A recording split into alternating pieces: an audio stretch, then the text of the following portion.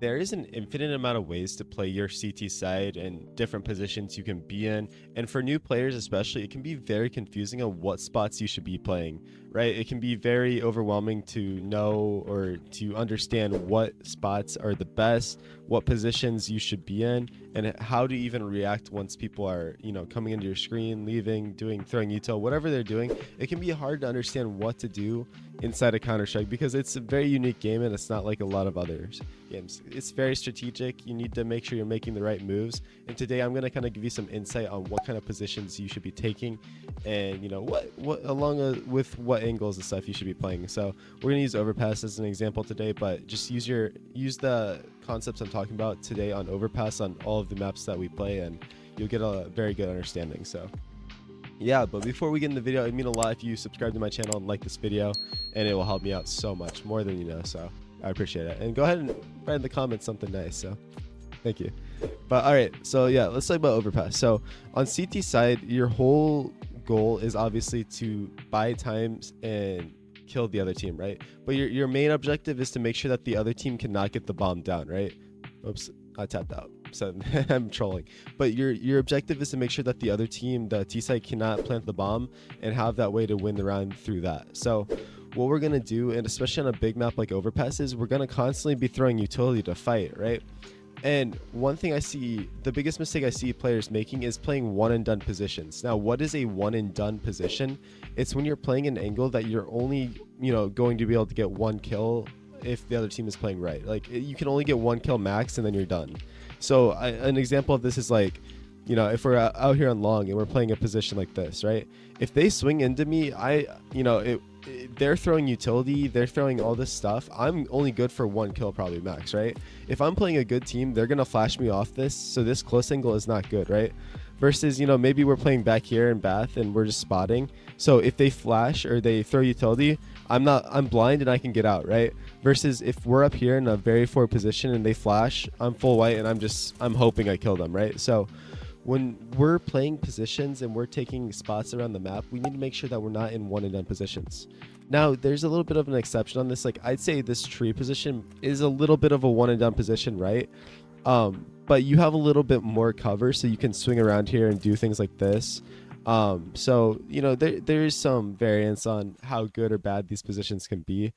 The same thing, like, a lot of times, like, if you want to swing con, right? Swing con could be a one and done position, because if the enemy is there, if he's shooting you, he might kill you, right? You might just be dead because you're not using utility, you're not playing, you're not doing anything, right? You're just taking the fights. So what we can do to optimize our decision making and what we're doing is, one, use utility to support it, right? So if we want to go do something in the round, we maybe we molly 2 stairs, and then we have a teammate flash for us, or we flash over, take a peek, boom, and then we fall back, right? Because at the end of the day, like I said, your whole objective is to delay the other team, right? So that's why a lot of people throw this this smoke, obviously, that lands on stairs. We throw this smoke here because it makes the T's have to respect it, right? You could play up here behind it, take some peeks over, and then as soon as you feel like you've done enough, you fall, right? Our whole objective is to keep falling back and falling back and falling back, and then based on the information we have, we reaggress, right?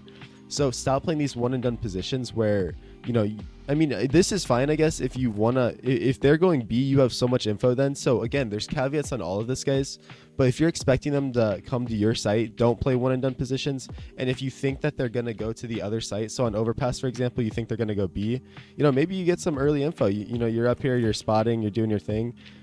Maybe you want to run through con to see if anyone's swinging. All right, nobody's there, nobody's swinging, we're gonna smoke this off. Maybe we'll jump spot. All right, we see a guy in the tunnel, boom. So at the end of the day, there is caveats to these one and done positions, and as long as you're playing smart, it's not horrible, right? Another example of a one and done position is this front divider angle. Again, it can be useful, especially I like to play on ecos, because on ecos you're trying to get your one, right? You're trying to get one. If everyone gets one on an eco, you win, right? That should be, your objective is to hit that 1D, hit that. So when you're on rifle round, though, it's a lot better to just jump spot, right? Get this information, because on CT side, it makes your life so much easier if you can choose the right site to have 3 people or 4 people on, right? Or, ideally, if they're going to all rushing B or something, you have 5 people there. But That's why it's so important to get this information and constantly update your team with what's going on. Oh, hey guys, they didn't put out the T-Sarah molly, you know, the molly we throw from back here. Hey guys, they didn't put out the molly. Our teammate swung long. He doesn't see anything in park. He's going to push through. So now I know, okay, well, A is very quiet right now.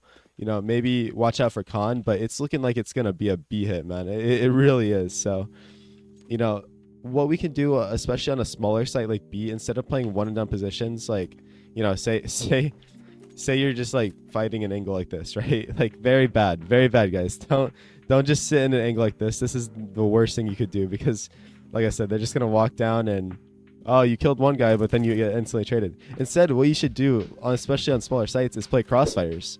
So your barrel is spotting, maybe you're taking a fight, but you drop a smoke down or something. You create chaos and then play with your team.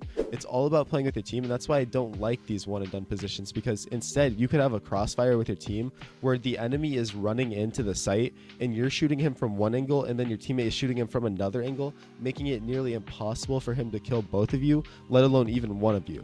So that's why crossfires are so insane, and it's just absolutely something you need to do in CS, right? Is using utility to delay, using utility to create chaos, and taking advantage of these crossfires, right?